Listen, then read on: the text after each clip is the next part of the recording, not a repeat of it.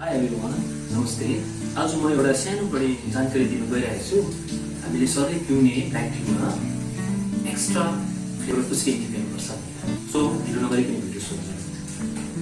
Organic Darjeeling T हो है, हेर्नुहोस् है, एकदम प्योर अर्ग्यानिक दार्जिलिङ टी हो। डाइरेक्ट त्यो हामीले तपाईँको टिपेर सुकाएर चाहिँ बनाएको, त्यो डाइरेक्ट बगानबाट लिएर सुकाएर बनाएको। र यो चाहिँ एकदम तपाईँको स्मेल पनि यसको एकदमै राम्रो छ। सुन्यो भने स्मेल पनि एकदमै दामी छ यसको। तर यसलाई चाहिँ तपाईँहरू म आज अलिकति डिफ्रेन्ट वेमा बनाउनु सिकाउँछु। यसको फ्लेभरको लागि तपाईँहरूले त्यसको फ्लेभर राम्रोसँगले पाउनु लागि चाहिँ के गर्नुपर्छ भने चाहिँ यसलाई हल्का डढाउनुपर्छ क्या। सिधा भन्दाखेरि चाहिँ हल्का डढाएर चाहिँ पकाएर चाहिँ यसको फ्लेभर अर्कै खालको आउँछ। म तपाईँलाई देखाउँछु। अनि यसमा यो दार्जिलिङ टी मात्रै होइन, अरू टी पनि हामीले यस्तो गर्नु सक्छ। चिया अरू जुनै टी पनि गर्नु सक्छ।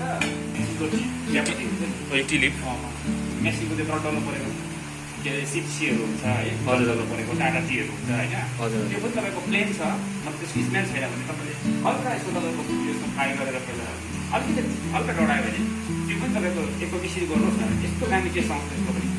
तर भन्नै सक्दैन तपाईँको क्या, दामी मिठो टेस्ट आउँछ नि। फ्लेभरै अर्को आउँछ त्यसको, फ्लेभर डिफ्रेन्ट भइहाल्छ। यहाँ देखाउनुहोस् प्यानमा, यता आउनुहोस् है। अब यी प्यान तात्यो, अब एकदम यो प्यान तात्यो। अब म तपाईँको यो एउटा सडन अन्दाजले हाल्छु। कति 2 कप बनाउनु हुने हो? 2 कपको लागि 2 कपको लागि अनि 2 कप्स। अन्त यसलाई यो प्यानमा चाहिँ के हाल्नु होइन, पहिला सिधै यो सिधै के छैन, टी लिफ मात्रै हाल्यो। टी लिफ मात्रै हालेको डाइरेक्ट। ए अब यसलाई अलिकति हेर्नुहोस्, अब यसलाई हल्का यसरी तपाईँको भुट्नुपर्छ है। ए हल्का फुट्यो। हजुर हजुर। कति मिनटको लागि भुट्नुपर्छ यसलाई? कति 5 सेकेन्ड 10 सेकेन्ड? त्यो चाहिँ तपाईँको ग्यासको फ्लेम हेरेर पनि हुन्छ। ग्यासको फ्लेम हाई छ भने तपाईँले धुवा आउनु थाल्यो नि त होइन, धुवा आयो भने चाहिँ भइहाल्यो। धुवा आएपछि भइहाल्यो। ए अब यस्तो छिटो भइहाल्छ तपाईँको। 2 कप्सको लागि म बनाउँछु। अहिले चाहिँ उयो सिम छ है, ग्यास चाहिँ सिम गर्नु भएको छ। 2 कप्सको लागि होइन, ओके। 2 कप्सको लागि मैले पानी अड्कल गरेको छु है। अब यो ग्यासमा म बिस्तारै हाई गर्छु। ग्यास अफ भएछ।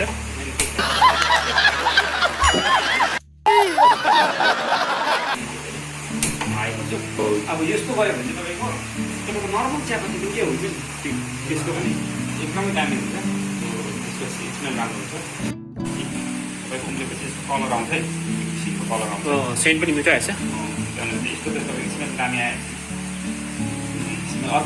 स्मेल डिफ्रेन्ट भइहाल्छ। अब यो एकदम भुल्को उम्लेपछि ग्यासलाई तपाईँले सिम गरेर राख्नुहोस् होइन।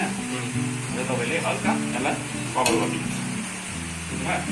यस्तो गरेर तपाईँले बेसी होइन, अराउन्ड 2 मिनट्स राख्नुहोस् सिममा। सिममा 2 मिनट्स राख्नुहोस्। 2 मिनट्स भयो। अब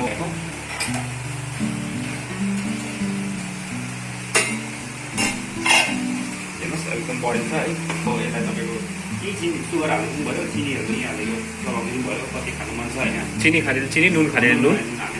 ओके, म हामी चिनी खान्छु है। तपाईँहरू के खान्छ, नुन खान्छ है, हामीले चिनी खान्छौँ।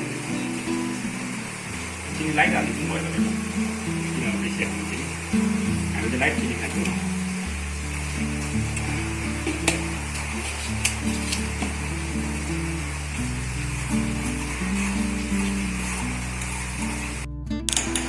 चिनी लगाएर चाहिँ कति सेकेन्ड राख्नु पऱ्यो?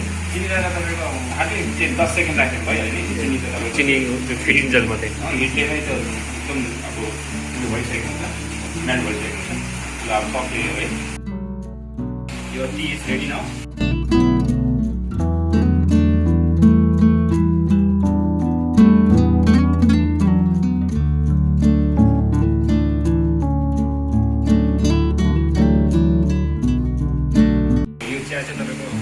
एकदम यसको टेस्ट डिफ्रेन्ट है। यसरी बनाएर खानुहोस् तपाईँहरूले पनि।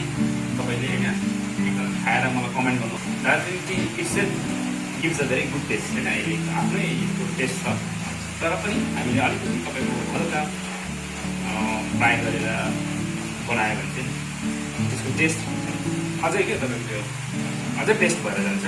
त्यति नै भन्न चाहन्छु।